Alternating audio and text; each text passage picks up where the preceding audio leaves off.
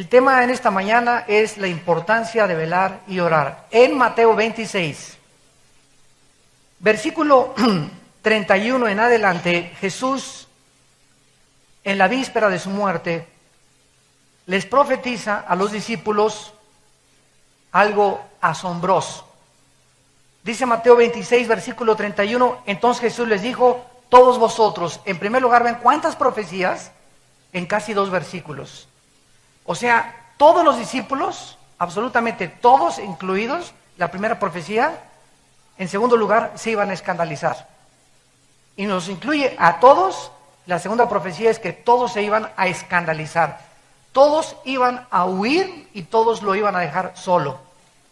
De mí esta noche, el escándalo iba a ser Jesús. Tercera profecía. Cuarta profecía, y él cita Zacarías 13:7, porque está escrito, heriré al pastor y las ovejas del rebaño serán dispersadas.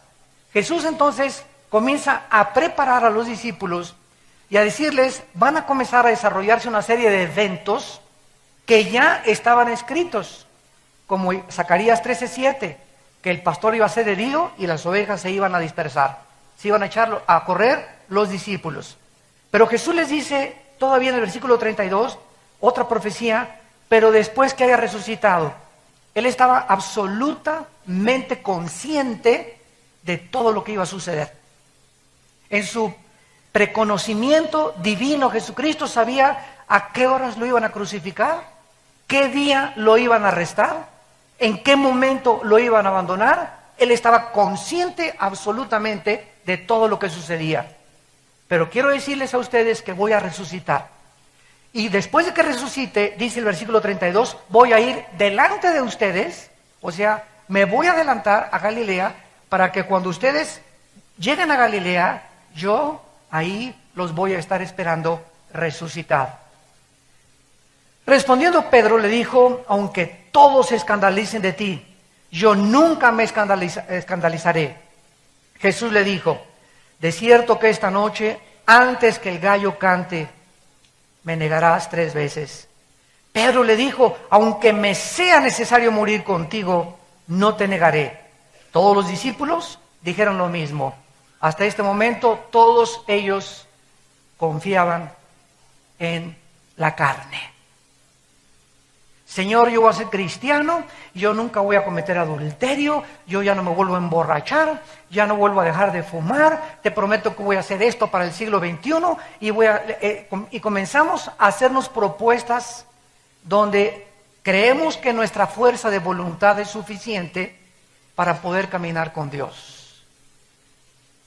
Y muchas veces nos damos cuenta que estas proposiciones y estas propuestas que nos hicimos para caminar con Dios en un nuevo siglo que comienza, o a un nuevo mes, o una nueva semana, fallamos. Y que no somos capaces de cumplir lo que nosotros nos habíamos propuesto por desconocer el secreto que Cristo nos va a revelar. Hasta este momento todos dijeron, no, Señor, no, aquí nosotros no, vamos a morir contigo. Lejos sea de nosotros. Entonces, versículo 36. Llegó Jesús con ellos a un lugar que se llama Getsemaní. Y dijo a sus discípulos, siéntense aquí, entre tanto que voy allí y oro. Y tomando a Pedro y a los 2 hijos de Zebedeo, comenzó a entristecerse. Esta palabra en el griego, lupeo, que se tradujo entristecerse, significa ser afectado de una profunda tristeza o de un dolor del corazón indescriptible. Podemos decir, me siento triste que me dejó mi esposa, me siento triste que mi hijo esté caminando en malos pasos, me siento triste de la situación del país, pero esta tristeza que Jesús experimenta en Getsemaní rebasa todo lo imaginable de la tristeza que un ser humano puede atravesar. Así que si tú te sientes triste en esta mañana por algo o por alguien, hay alguien que se identifica contigo en esta tristeza. Y dice a continuación, y angustiarse de una forma sobrenatural. O sea, se tradujo en gran manera. Esta palabra ademoneo en el griego, que se tradujo angustiarse, significa inquietud profunda del alma. perturbación interior, depresión profunda. Lo que sucedió en la humanidad del Hijo de Dios en Getsemaní se puede solamente describir con dos palabras castellanas: tristeza y depresión. Tristeza y soledad. No hay otras palabras en el vocabulario para describirlas más que en el original griego. Y entonces Jesucristo en el versículo 38 les dijo: mi alma está muy triste hasta la muerte, quédense aquí y escuchen lo que les dice: velen conmigo. Era el momento de velar. Y este siglo XXI, donde comienzan a cernirse nubes negras en el panorama, donde las guerras y las amenazas de guerras nucleares van a aumentar, donde los fenómenos meteorológicos y sobrenaturales van a comenzar a incrementarse, donde tsunamis como el que acaba de ver en Australia esta semana, olas en Australia de 6 metros de altura, ahogaron totalmente un poblado, y terremotos, etcétera, etcétera. Es el tiempo en que Dios nos dice desde el cielo: pueblo mío, es tiempo de velar. Y esta es la importancia de este estudio. ¿Qué significa velar? Yendo un poco adelante, versículo 39, se postró sobre su rostro, orando y diciendo: Padre mío, si es posible, pase de mí esta copa, pero no sea como yo quiero, sino como tú. Vino luego a sus discípulos y los halló durmiendo, o sea, no velando. Ya vemos aquí, en primer lugar, que la contraparte de velar, ¿cuál es? ¿Perdón? Dormir. Y hasta este momento esta palabra se usa en la dimensión física. Cuando les dijo: velen conmigo, le estaba diciendo: manténganse despiertos físicamente, o sea, no se duerman físicamente. Noten esto, versículo 40. Los halló durmiendo y le dijo a Pedro: ¿así que no han podido velar conmigo una hora?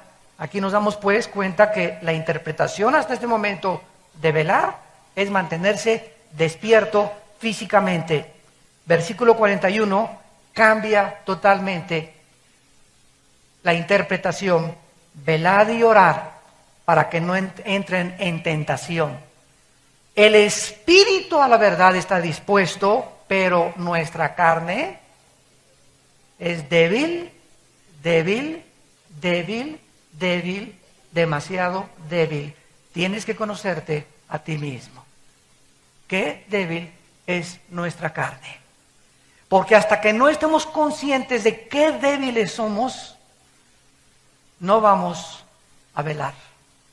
Vamos a confiar en nuestras propuestas y en nuestros planes y en nuestros programas, y esto y por acá: yo soy santo, yo nunca voy a caer, y estoy en lo espiritual y he alcanzado un límite espiritual tremendo. Y mientras vivamos en esa burbuja absolutamente falsa espiritualmente hablando, vamos a caer. Como dice en 1 Corintios, el que piensa que está firme, mire que no caiga. Y por segunda vez, versículo 42, Cristo, orando por segunda vez, les dijo: Padre mío, si no puedo pasar de mí esta copa sin que yo la beba, hágase tu voluntad. Vino otra vez y los halló durmiendo, porque los ojos de ellos estaban cargados de sueño. Y dejándolos, se fue de nuevo y oró por tercera vez. Y recuerden, él solo. Ellos no pudieron velar. Y entonces vino a sus discípulos, versículo 45, y les dijo: ya duérmanse. Yo hubiera dicho: bola de flojos. Descansen.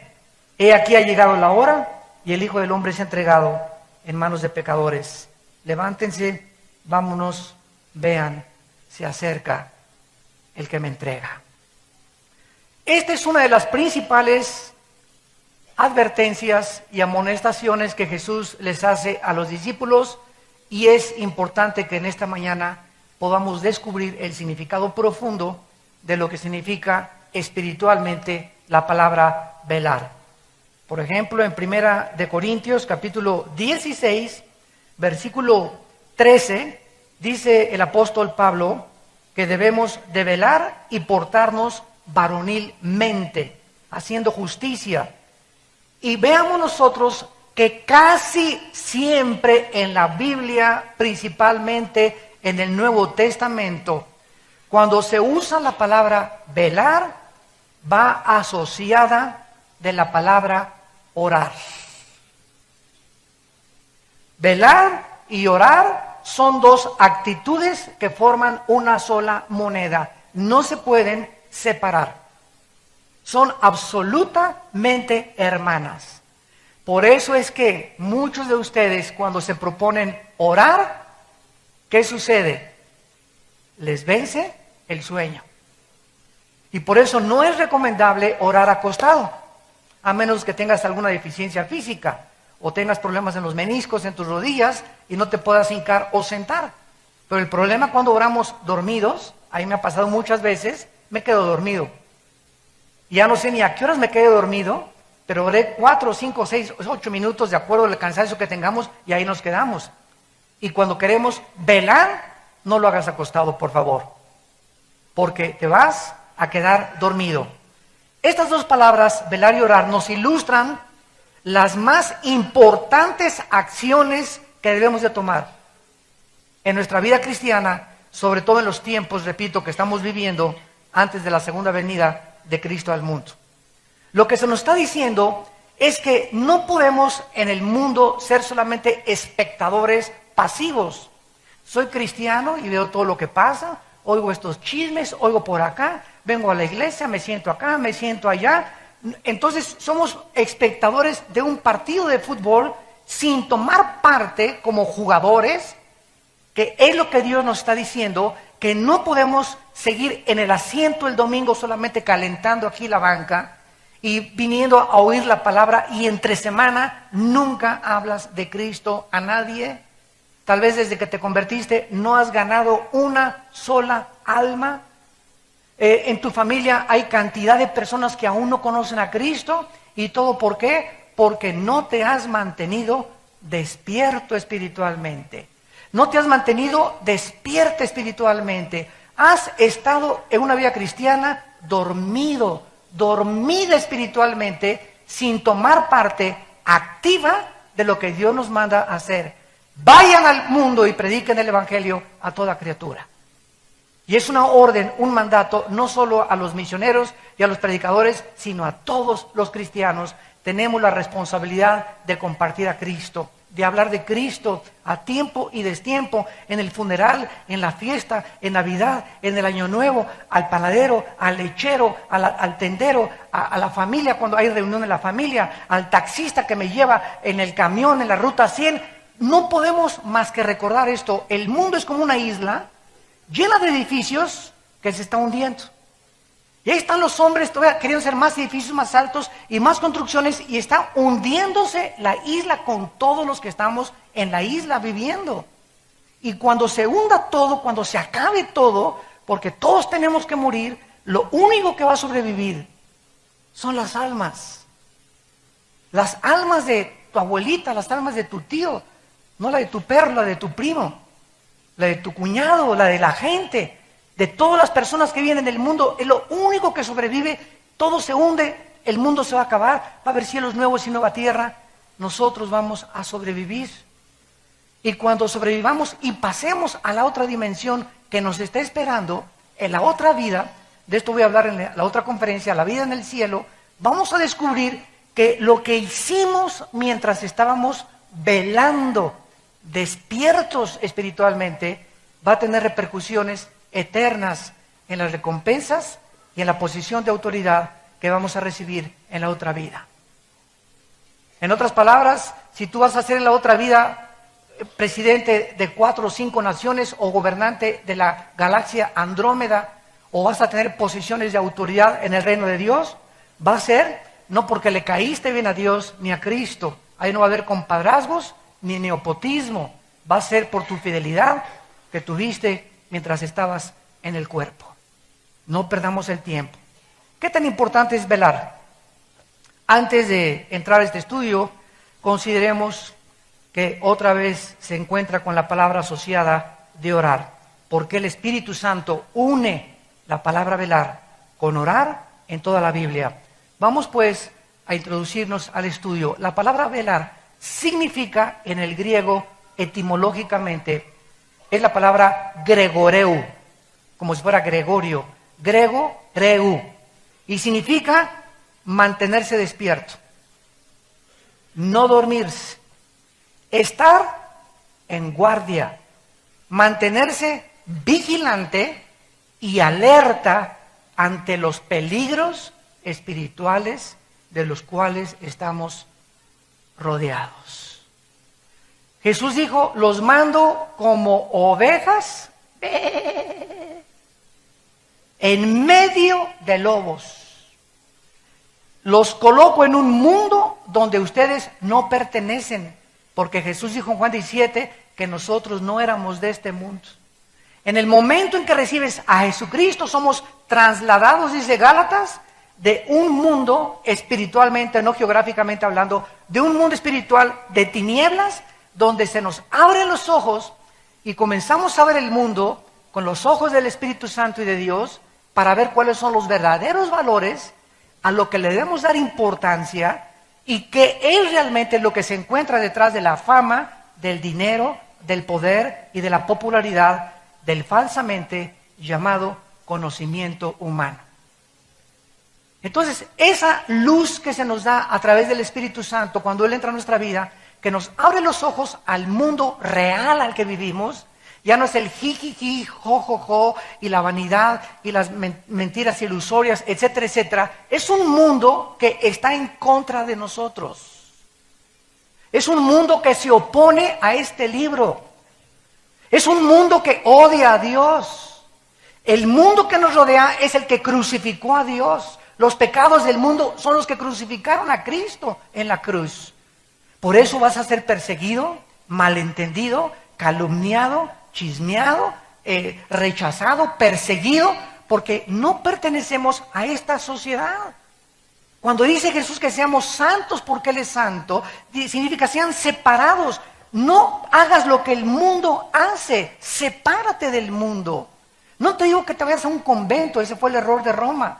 Agarrar y mandarlos al convento para creer que eso nos aísla del mundo. Si nos vamos a un convento, ¿cómo le vamos a predicar a la gente? Es absurdo, ¿verdad? Y lógico y racional. No, estamos en el mundo, pero no participemos de las obras del mundo. No hagamos lo que el mundo, las modas, la moral, no sigamos la corriente del mundo que no lleva por líder al Espíritu de Dios, sino a Satanás. Esto es lo que significa mantenerte alerta, darte cuenta que estamos rodeados de tentaciones. Y si no, camina por el periférico, espectaculares ya desnudos, ya en ropa interior, mujeres y hombres, por todos lados, burlas, prendes la televisión, vulgaridades, obscenidades, pornografía, ya hasta las caricaturas hay pornografía, prendes el internet, más de 25 millones de sitios pornográficos. Lo primero que yo hice ahora a mis hijos con los famosos iPhones es quitarles el internet a los niños. Tú no puedes a un niño entregarle una computadora, una laptop o un iPhone que tenga internet, porque le estás entregando peor que una arma. Lo estás entregando a un mundo donde él se mete y destruye su mente.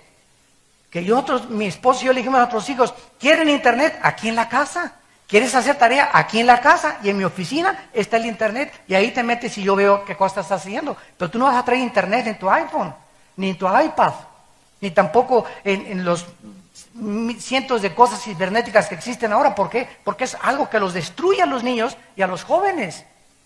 No se imaginan ustedes el daño que está haciendo internet con los millones de sitios de obscenidades y de barbaridades, de homosexualismo, lesbianismo, masoquismo, sadomasoquismo. Pueden meterse a la página que ellos quieran libremente, a un mundo que no existe, más que es el mundo que destruye las mentes y los corazones de la próxima generación.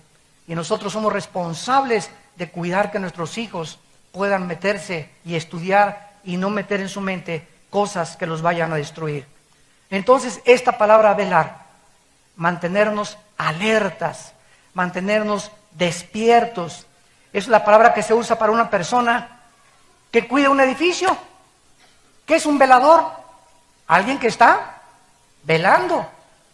¿Quién es un velador? Una persona que trabaja de las 11 a las 7 de la mañana, que es el turno que se llama de noche. Si tú trabajas de bellboy de 11 a 7, estás velando como bellboy. Cualquiera que trabaje en la noche, trabaja velando. ¿Por qué? Porque entre la 1 y las 3 de la madrugada, yo me acuerdo cuando era bellboy en el Hotel Camino Real, aquí en México, hace muchos años, ahí comencé en la hotelería de bellboy, y me acuerdo que llegaba, me cambiaba en mi locker, me ponía mi uniforme de bellboy, y a las 12 y todo, y por acá, y a los clientes sirviéndoles, cargando las maletas, por esto y el otro, y a la 1:30 comienza uno, y se le comienzan a cerrar los ojos, y si te mantienes despierto entre la 1 y las 3, ya le hiciste.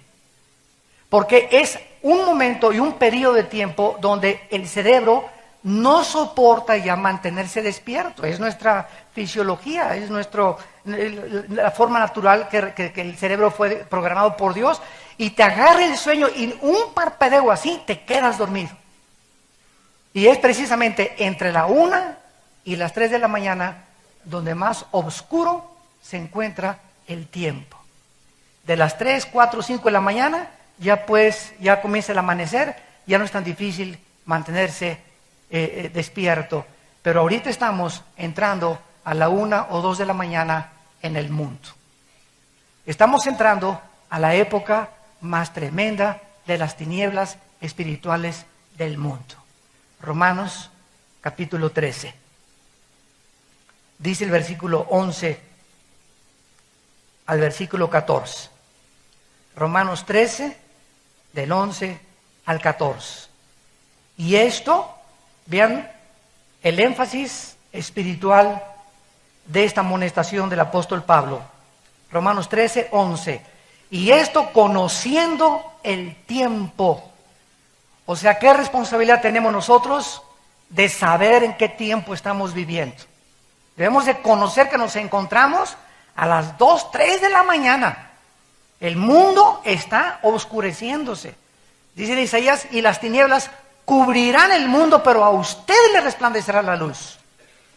Es en este tiempo, amados santos de Dios, ustedes que nos escuchan a través de la televisión, cuando más alertas y despiertos espiritualmente debemos estar. Conociendo el tiempo, que ya es hora de levantarnos del sueño. Ya estuvo suave que nada más el domingo y entre semana, el tiempo de ir a la iglesia, vamos a la iglesia. Jesucito mío, me dulce compañero, ni noche ni día. Santo, santo, santo, santo. Y te vas y de lunes a sábado no vives la vida cristiana, no tienes una vida de oración diaria, no tienes una vida de estudio de la Biblia, no vas entre semana a estudios, estás dormido, dormida en el tiempo que estamos viviendo. Y luego, ay, me dejó mi esposo, ay, me dejó mi esposa, y mi hijo tiene problemas, y esta cosa, y me robaron por acá, y me pasó estas cosas, y quieres que en ese sueño espiritual te ayude Dios. Y cuando despiertas es cuando, Señor, ¿me ayudas? Señor, ¿me sanas? Esta pasa de Santa Claus, ¿me la sanas también, Señor? No queremos disciplina, no queremos someternos a la palabra de Dios, pero queremos que Dios sea nuestro siervo cuando lo necesitamos. Y esto no lo enseña la Biblia. Esto no lo encuentras en las Sagradas Escrituras. Levantémonos del sueño porque ahora está más cerca de nosotros nuestra salvación que cuando creímos. Y dice Pablo, la noche está avanzada. En otras palabras, él compara la vida cristiana con el día y la noche física. Así como el amanecer es a las 4 o 5 de la mañana y la peor hora es entre la 1 y las 3 de la mañana, físicamente hablando, estamos entrando en la peor época de la humanidad, la hora de las tinieblas. ¿Recuerdan cuando Jesús lo agarraron en Getsemaní y lo arrestaron? ¿Saben? ¿Recuerdan la palabra que dijo? Ahora es el tiempo de las tinieblas. El momento que crucificaron a Cristo, el mundo se cubrió de tinieblas. Fue la hora en la que Satanás tenía el permiso de Dios de cubrir el mundo de tinieblas, y si hubiéramos tenido una pantalla que nos descubriera el mundo espiritual, en la cruz de Cristo hubiéramos visto que ahí en el aire estaba Satanás con todos los millones de ángeles, potestades, gobernantes de las tinieblas, ahí se reunieron en el monte Gólgota. Alabío, alabao, alabim, bomba. Le dimos, ra, ra, ra. Y estaban todos, el templo se rasgó, hubo un terremoto tremendo. Y qué susto a los 3 días. Cuando Él sale de entre los muertos y les dicen, ¿dónde está tu bio? Alabao, alabim, bomba. Aquí estoy, yo soy el que ustedes me echaron porras para morir, me rechazaron, me crucificaron, se burlaron, me escupieron, me calumniaron y yo no dije absolutamente nada. Ahora es el tiempo de la luz, de la resurrección de entre los muertos. Para que todos ustedes vean, para que todos ustedes sepan que así como ahora el mundo parece que se nos echa encima, y que por todos lados los demonios de la violencia, los crímenes, asaltos, secuestros, etcétera, etcétera, parece que Dios no está a cargo del mundo, ni soberanamente gobernando el universo, nosotros tengamos paz en nuestro corazón. Porque estamos despiertos y sabemos que Él es el Señor, y el que habita al abrigo del Altísimo morará bajo la sombra del Omnipotente. Y diré yo a Jehová en esta época, mi castillo, mi Dios, mi esperanza, en quien confiaré. No tendré temor de nadie, ni del terror nocturno, ni de saeta que vuela de día, ni si me roban, ni mucho menos, porque mi alma está en las manos de mi Creador, de mi Señor, y nadie me puede tocar, ni a mi familia, más que con el permiso de mi Dios. Y caminas en este mundo de tinieblas, ya no así, y ya no quiero salir, lleno de temor, y deprimido, y agüitado, y el otro, y ya perdí el trabajo, ahora me voy contra mi esposa, ya perdí el trabajo, ya pierdes totalmente la brújula, te divorcias, y comienzas a hacer y a tomar decisiones totalmente irracionales, simplemente por algo, porque cuando Cristo te habló, no pusiste un fundamento en tu vida. Y cuando los vientos comenzaron a soplar contra tu vida, perdiste el trabajo, perdiste a tu esposa, perdiste a tu novio, perdiste a tú y el otro, y vinieron las aguas y los ríos a tu vida no estaba sobre la roca. Estabas dormido, en los últimos 5 años de tu vida cristiana, estabas dormido. Y cuando vino la adversidad, derrumbó tu vida. Y después de que derrumbó tu vida la adversidad, le echas la culpa a Dios. ¿Por qué muchas gentes, cuando viene la adversidad, reniegan de Dios y se alejan de Dios? Porque tú no puedes manifestar que tienes una fe verdadera hasta que cuando soplan los vientos contra tu vida, permaneces de pie. Solo los hombres y las mujeres que cuando la adversidad los visita, se mantienen firmes como Job. No entiendo por qué Dios me quitó mi casa, me quitó a mis hijos, me quitó mis propiedades. Yo no sé lo que está pasando en el universo. Job no tenía ni siquiera el Antiguo Testamento completo, pero yo sé que mi Redentor vive y aunque esta mi carne deshecha, he de ver a Dios y me purificaré y saldré más puro que el oro. No voy a entender, porque no me manda Dios entender las circunstancias, me manda creer en Él.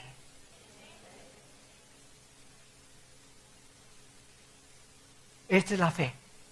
Creer a pesar de las circunstancias. No sé lo que está pasando y me preguntas, yo tampoco sé, hermano, lo que te está pasando en tu vida. Pero eso es una cosa, Salmo 27. Hubiera yo desmayado si no hubiera creído que vería a Dios en la tierra de los vivientes. La fe es lo único que nos sostiene de pie. Seguir creyendo. Y si cuando los vientos vienen contra tu vida, tu fe no está fortalecida, porque estabas dormido espiritualmente hace 4, 5, 6 semanas, los vientos van a acabar con tu casa, van a acabar con tu familia, van a acabar con tu matrimonio, van a acabar con tu negocio, van a acabar con todo, porque viene para matar, robar y destruir el enemigo. Pero yo digo, Jesús, quiero darte vida y vida en abundancia. Despiértate, tú que duermes, y te alumbrará Cristo. Ahora pasamos y nos damos cuenta pues que velar espiritualmente, unido a la oración, es lo único que nos dará la fuerza y el poder para sobrevivir este mundo. Es lo único que nos va a mantener de pie y aguantar los chubascos, las granizadas, las tormentas espirituales y físicas que se vienen sobre el mundo. Es lo único que te va a mantener, y aunque pierdas el trabajo, no va a faltarte la comida, no vas a pedir prestado, porque joven fui, dice el Salmo 37, y he envejecido. Y no he visto justo desamparado, ni su descendencia que mendigue el pan. Por cuanto has puesto en mí tu amor, dice el Señor, Salmo 91, y has confiado en mí, yo te libraré. Porque sabe Dios librar a los justos de la tribulación y darles el pan en el momento de la adversidad. Hijo mío, no te olvides de mi ley, y tus mandamientos estén en mi corazón, porque largura de días y de años y paz te aumentarán. Proverbios capítulo 3. Fíate de Jehová de todo tu corazón, no te apoyes en tu propia prudencia. Reconócelo en todos tus caminos y Él enderezará tus veredas. Teme a Jehová y apártate del mal, porque será como medicina a tu cuerpo, refrigerio a todos tus huesos. Honra a Jehová con tus primicias, con tu dinero, úsalo para la gloria de Dios, y nunca, dice el Señor, nunca te faltará, porque tú me honraste cuando tenías. Ahora que no tienes, acuérdate que no me honraste. No me eches la culpa, dice Dios, que no encuentres trabajo, porque cuando tenías trabajo no me honraste ni siquiera con tus diezmos. Y no es porque Dios lo necesite, simplemente porque es una manera de demostrar que confiamos y que nuestros intereses están en el reino de Dios. Solamente velando y orando podemos nosotros soportar los tiempos en que estamos viviendo. Mientras más cerca nos encontramos de Cristo, con más urgencia debemos despertar de nuestro sueño espiritual. Ahora, en segundo lugar, velar bíblicamente es mantener la mente alerta, porque aquí es donde todo absolutamente se desarrolla el campo de la batalla. La mente es el campo de la batalla entre el bien y entre el mal. Dios nos ha dado una mente maravillosa, no sé cuántos de ustedes ya lo descubrieron. Un niño de 6, 7 años de edad puede hablar 4 idiomas. Yo tengo un nieto ahorita, Max, el hijo de Moisés, mi hijo, que habla 3 idiomas, portugués, inglés y español a la perfección a los 7 años de edad. Su mamá es portuguesa o brasileña, ¿verdad? El inglés lo está aprendiendo en Estados Unidos y el español, pues papá le habla todo el día en español. 3 idiomas habla, le hablas en portugués, este niño de 6 años te contesta en portugués. Le hablas en inglés, te contesta en inglés, le hablas en español, te contesta en español. Tiene 6 años, ahora va a comenzar a aprender italiano. Hay niños de 10 años o de 12 años que se graduaron de la universidad.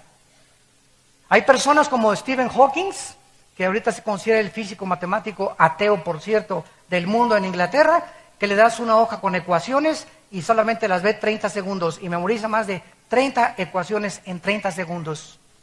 Y te dice perfectamente bien de qué se trató cada incógnita, cada raíz cuadrada y cada x de cada ecuación.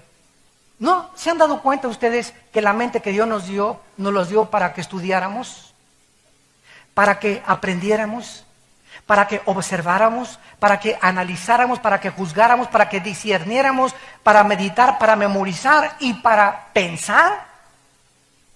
Pero ¿en qué tu mente la estás usando a los 20 años que tienes, 30 años que tienes? ¿En el Calimán?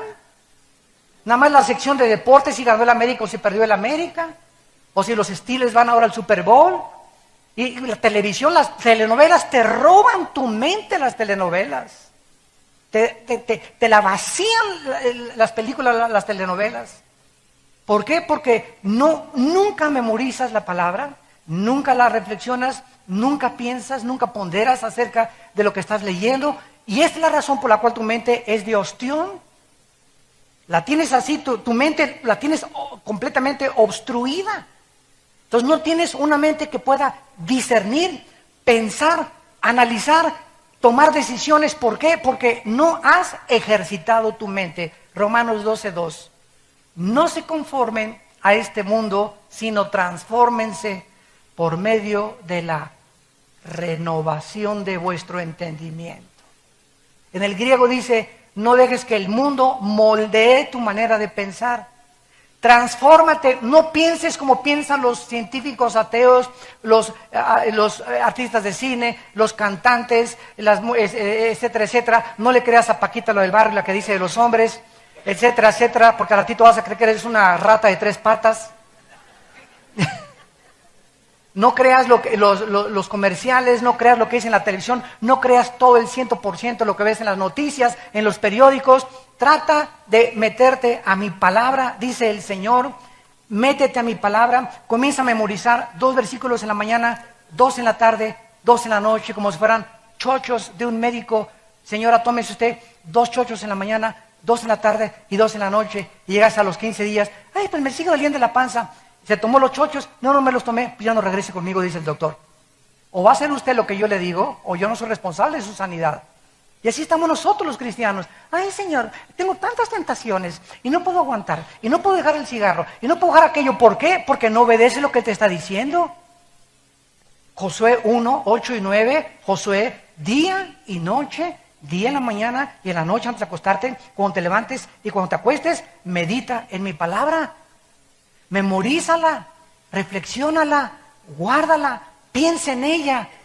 Eso se llama ponderar, meditar en la palabra. Y esta meditación y memorización de las Escrituras es la que hace que, como un globo, nuestra mente comience a abrirse, abrirse, abrirse.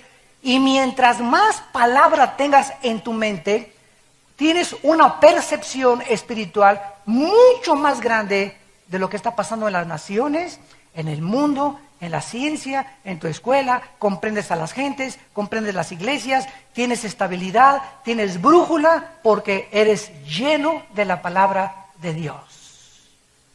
Mientras no hagamos esto, no vamos a mantenernos despiertos en los tiempos que estamos viviendo. Si yo te pasara aquí ahorita y te dijera, de perdis, dinos el Salmo 23, ¿te lo sabes de memoria el Salmo 23? Ya de perdida.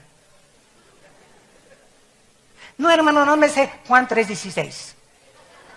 De tal manera amó Dios al mundo que Dios dijo, ni qué, bla, bla, bla.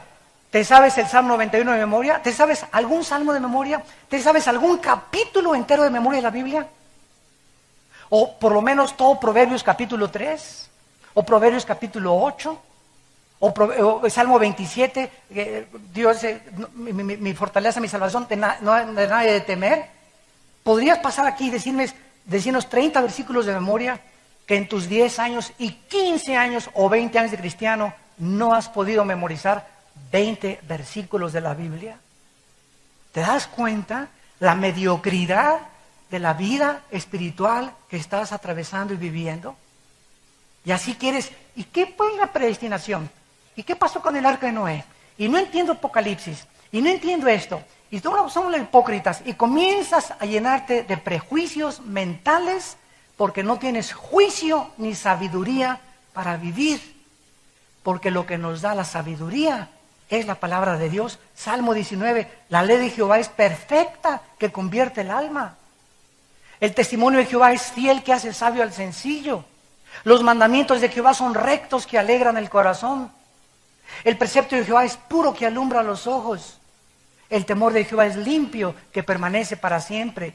Deseables son más que el oro y más que mucho oro afinado, y dulces más que la miel del panal, y en guardar su palabra hay grande galardón. ¿Qué hago cuando comienzo a dudar de Dios? A citar el Salmo 19. Tu ley es perfecta. No necesito nada que convierta mi vida más que tu palabra. No necesito psiquiatras, no necesito chochos, no necesito psicólogos. Necesito tu palabra. Porque es perfecta, es capaz, es total. Es el instrumento que Dios ha usado para poder transformar toda nuestra vida interior y ampliar nuestra mente con discernimiento espiritual. Y esta es la razón por la cual fracasamos, porque no velamos memorizando la palabra de Dios. Yo me he propuesto este año del 2011 no acostarme sin memorizar un capítulo entero de la Biblia todos los días. Y que me den las 10:30, que es a lo que me acuesto, a las 11 a más tardar, pues me acuesto a las 7 y ya me recojo a las 7 y no quiero hacer nada más que la palabra de Dios. Vivir en la palabra, meditar la palabra, memorizar, pensar en ella, llenar mi corazón. Las noticias de vez en cuando, ¿verdad? Porque es importante estar consciente de lo que está pasando en el mundo. Y revistas también, Time Magazine y Newsweek y US News World, etcétera, etcétera. Pero la prioridad es la palabra de Dios. Mientras tú no hagas esto, el sueño te va a ganar, te va a dominar. Y como los discípulos, cuando necesitaron estar con Cristo en la cruz, se echaron a correr, porque se durmieron en el momento de la prueba. ¿Qué pasó qué hubiera pasado si los discípulos no se hubieran dormido en Getsemaní? No hubieran abandonado a Jesús. Y Jesús murió solo con 3 mujeres al pie y Juan el único que se quedó con él. Y todos se fueron. ¿Qué pasa cuando nos dormimos? Comenzamos a negar a Dios. Comenzamos a abandonar a Dios. Comenzamos a creerle más al mundo y nuestros principios y convicciones comienzan a deshacerse como la niebla, porque no estamos llenos de toda la plenitud y el conocimiento de la palabra de Dios.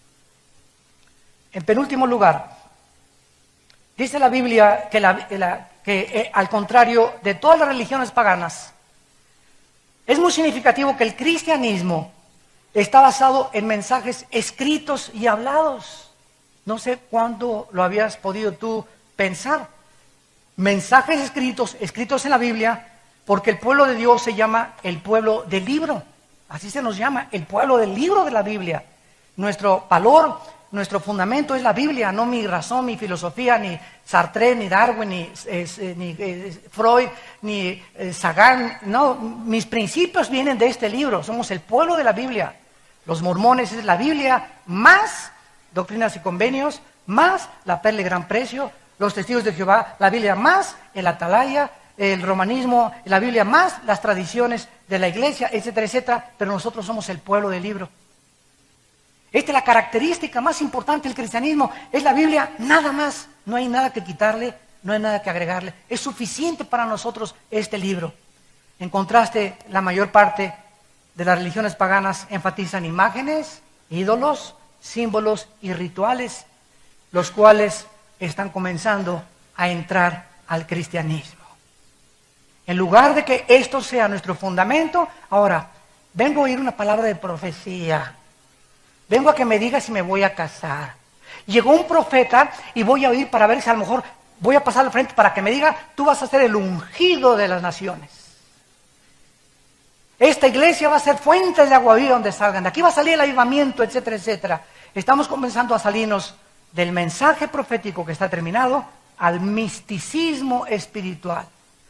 Cuando el profeta no es el que anuncia el futuro, sino el que anuncia para exhortar, consolar y edificar a la iglesia.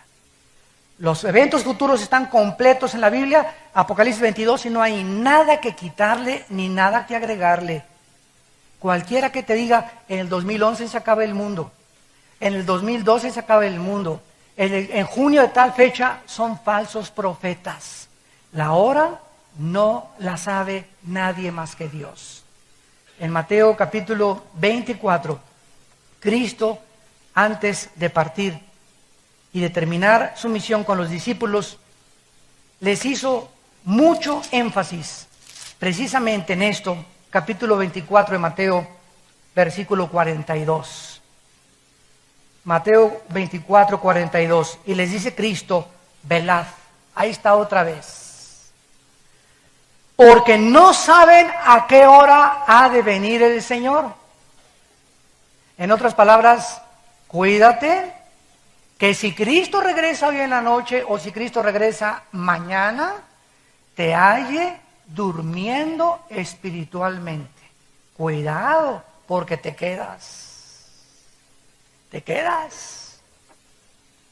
Pues lo que dijo en Lucas 21, orad y velad para que sean tenidos como dignos de escapar las tribulaciones que se vienen sobre el mundo. Cuando Cristo venga, los que tengan las lámparas prendidas, ¿se acuerdan la parábola de las 10 vírgenes? Solo las que tenían el aceite. O sea, muchos traían la Biblia es la lámpara. Pero si tú traes la lámpara a la Biblia sin el aceite, que es el Espíritu Santo, que es el que le da vida a la palabra, no mi mente, no mi razonamiento, sino que es el Espíritu dentro de mí lo que hace viva la palabra a mi espíritu. Si no tengo una relación con el Espíritu Santo viva, diaria y dinámica, porque estoy alerta y el Espíritu Santo tiene un instrumento a quien hablarle, cuando venga Cristo me va a hallar, sí, con la Biblia, aleluya, gloria a Dios, y viene el rapto y de repente la mitad aquí del sur se quedaron en la iglesia. ¿Y los demás dónde están? Y entonces vas a caer de rodillas ahí en tu silla. Señor, tenían razón, ¿verdad? ¿Y por qué? ¿Por qué? Por tu negligencia y por tu incredulidad. Nunca le creíste a Dios. Y no me vengas a decir, Señor, Señor, porque te voy a decir, Mateo capítulo 7, nunca te conocí, nunca hiciste mi voluntad. ¿Cuál es su voluntad? Que velemos y oremos. Y continúa Jesús en el versículo 43, pero sepan esto, que si el padre de familia supiera a qué hora el ladrón habría de venir, velaría y no dejaría minar su casa. Tú vives en una casa y creo que si te dicen que hay ladrones afuera de la casa, serías un tonto de dejar las puertas abiertas. Nuestra vida debemos de cerrarla, porque estamos rodeados de ladrones espirituales, de espíritus demoníacos que quieren entrar a robarnos esto, la palabra de Dios. El diablo quiere sacarte esto y no se te va a aparecer en persona. Te va a mandar a tu primo, a tu novio, a tu novia, a alguien de tu familia, a un amigo cercano, a meterte dudas, a meterte tentaciones, a jalarte hacia ellos porque quiere sacar esto de tu vida. Porque tu vida no está cerrada, no tiene candados. No has atesorado la palabra de Dios como lo más precioso que debemos de tener. Si no pongo candados en mi casa, se meten los ladrones.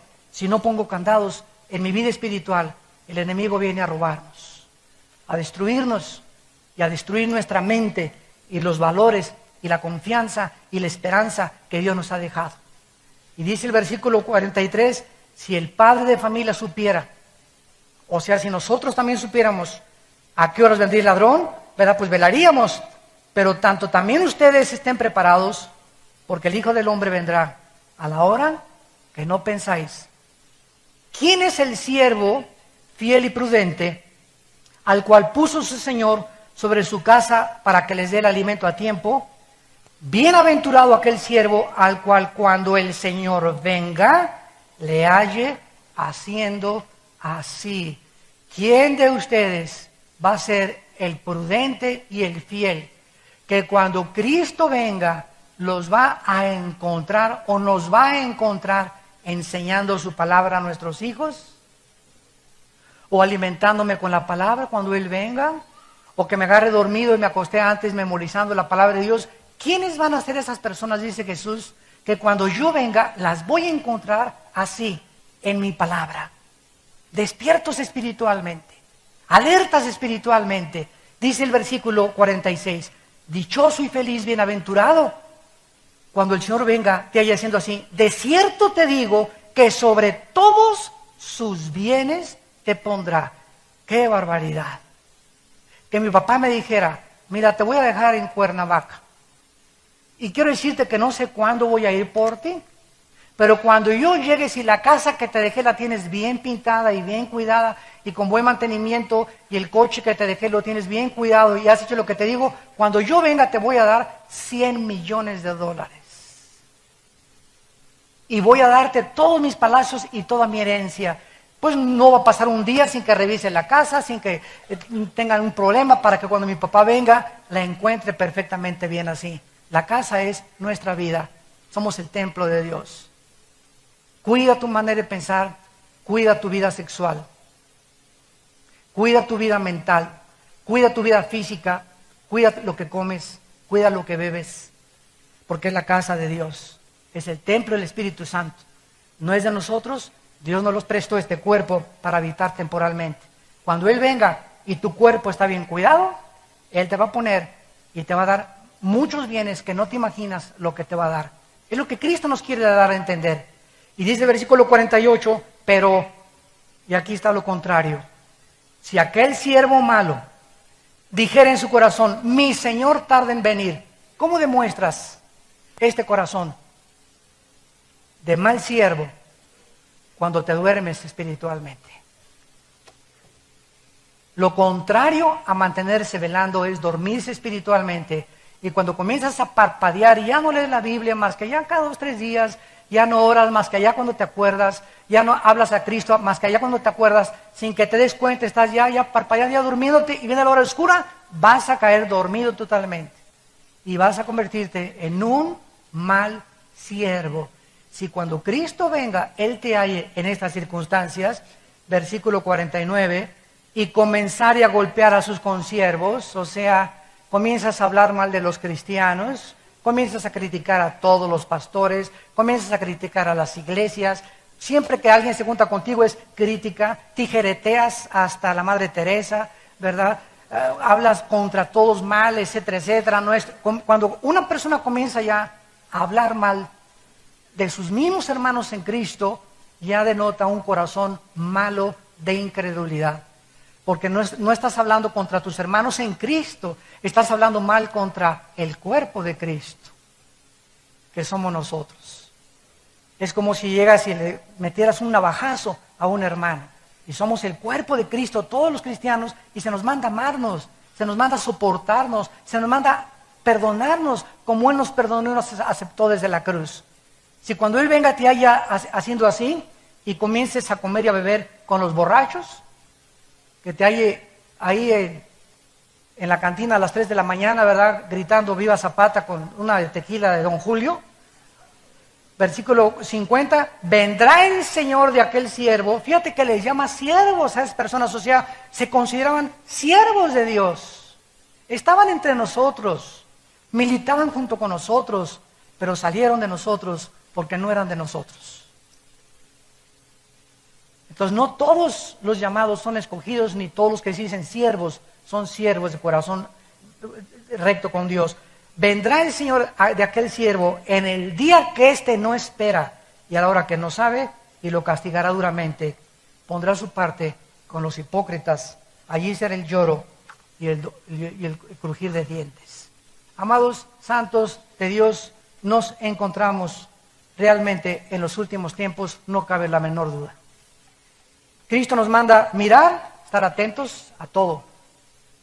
Cuídate, ¿verdad? Es como decía el otro día un pastor: oye, hermano, yo vi una muchacha guapísima, ¿verdad? Y digo, qué guapa muchacha, ¿verdad, hermano? Pero tienes tú la fuerza y voluntad para decir que el Espíritu Santo te da, ¿verdad? Ya la vi, está bonita, qué muchacho tan guapo, ahí muere. No es para ti, ni te vas a casar con ella tampoco.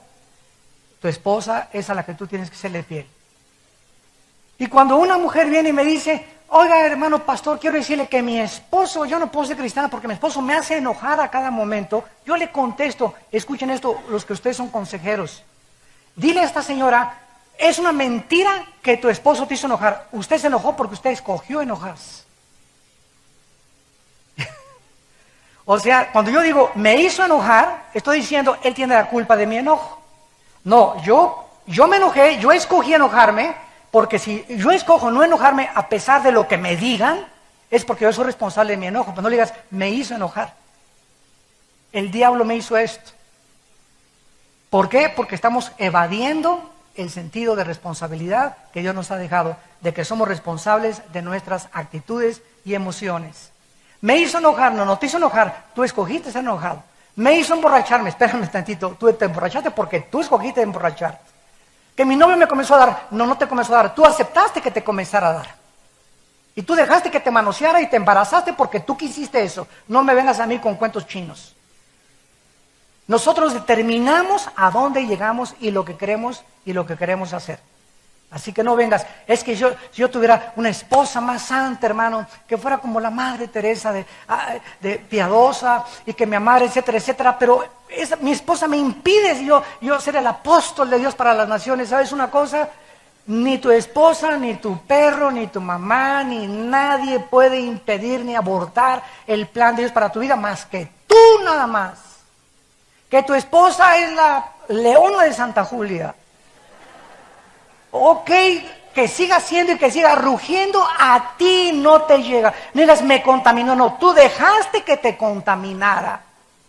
Escoge no contaminarte, escoge no hacerle caso, escoge orar por ella, escoge seguir a Dios a pesar de todo. Nunca nadie se atreva a decir, si yo tuviera otro esposo, si yo tuviera otra esposa. No es cierto, no es cierto, no es cierto. Esto proviene de la psicología freudiana, la evasión de la responsabilidad y la victimización de las personas, haciendo a un lado su responsabilidad de los pecados. Es que el señor que le disparó ahora en Tucson, Arizona, el muchacho, era huérfano y lo violaron de niño, es homosexual, este artista famoso cantante es homosexual porque lo violaron de niño. Nada justifica de tu pasado lo que eres hoy, porque entonces no habría calidad ni responsabilidad moral delante de Dios.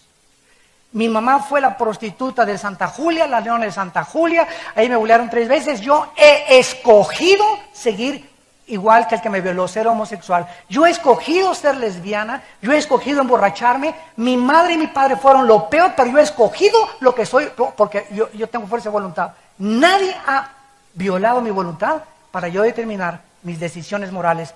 Por favor, que taladre estos pensamientos tu cabecita. ¿Quién es una persona madura? La que llega el momento y dice, yo soy lo que soy y no me parezco a nadie. Perdóname, señoras. Yo soy lo que soy porque yo lo he escogido y porque así he actuado libremente. Es cuando llegas a la madurez. Comenzó con Adán, la señora que me diste. Si no me hubieras dado a Eva, Señor, yo no hubiera comido el fruto. Ahí comenzó la evasión de la responsabilidad.